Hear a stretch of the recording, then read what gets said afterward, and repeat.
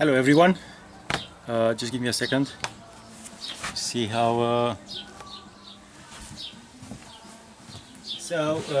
my name is Mircea, but people in UK call me Joe. In the last maybe 7 years, I'm in UK in the last 12 years. And before to get to my main point, I'm gonna tell you about myself in a few seconds. So I'm not a woodworker, I'm a builder, I'm a professional builder. I do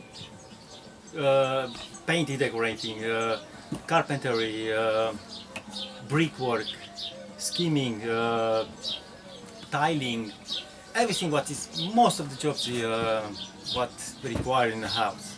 But the woodworking become part of me a little bit very strong in the last 3-4 years, something like that. It was a time where I have to fix a door, to fit a door, and all my chisels there was door.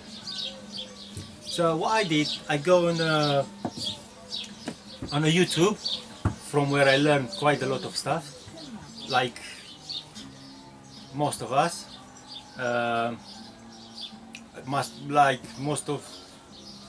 Guys like me, and I found there not very late Paul Seller, where he's talking about how to sharpening, how all the stuff with Paul Seller.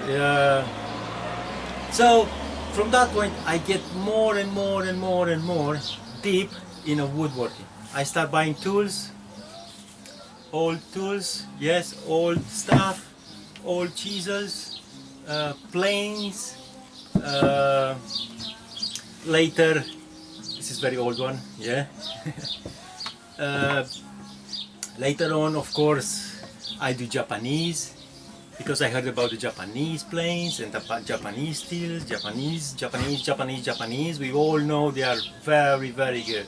This is just a fraction of my tools which I buy in the last 3 years, let's say. And slowly I love to work with my hands, to do something, to try something. And time is going on, and what I found, the rule number one, this kind of woodworking, is of course sharpening. Because if you are not able to sharpen yourself all the blades what you use for your woodworking, you are in a trouble, and you know that. And then you buy for yourself, I'm sure you got loads home or whatever, your shop or something like that, diamond stones,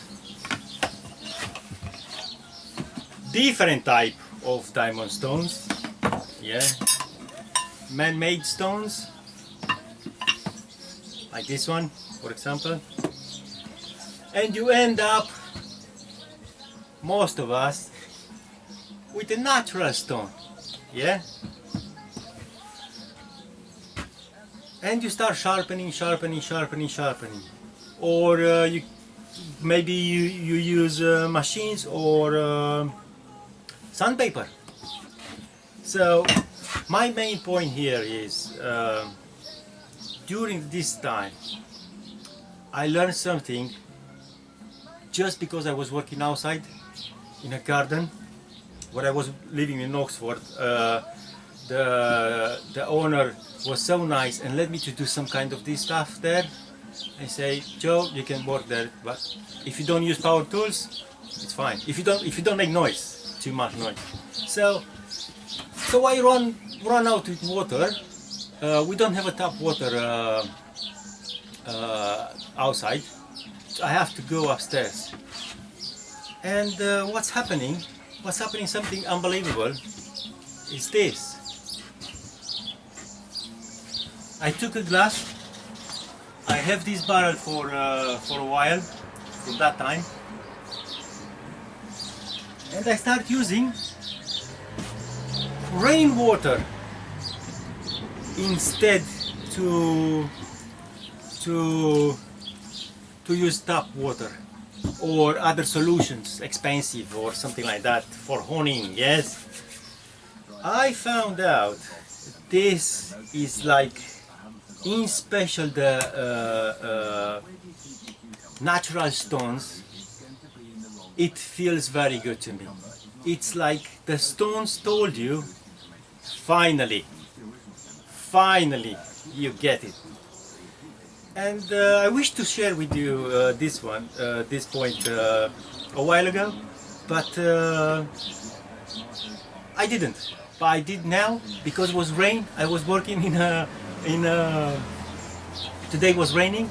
He stopped like an hour ago. My barrel is full now, and here I got as well. It's rainwater. Yes. So this is what I do most of the time, maybe 100%, in special when I use the natural stone. But I try to use everywhere, because you will see the difference, and you're gonna check for yourself, and you're gonna see what is in a tap water. Yes, depends on the country where you live. In UK, in some places the water is very tough. Yes, and rainwater, I think, in my opinion, you're gonna decide for yourself. If you try it, if you decide to try it, it's much better than any water what you have used before. And I believe this is a missing link. Maybe the Japanese, they don't want to tell us because I never found anyone to say or to talk about how important is the water.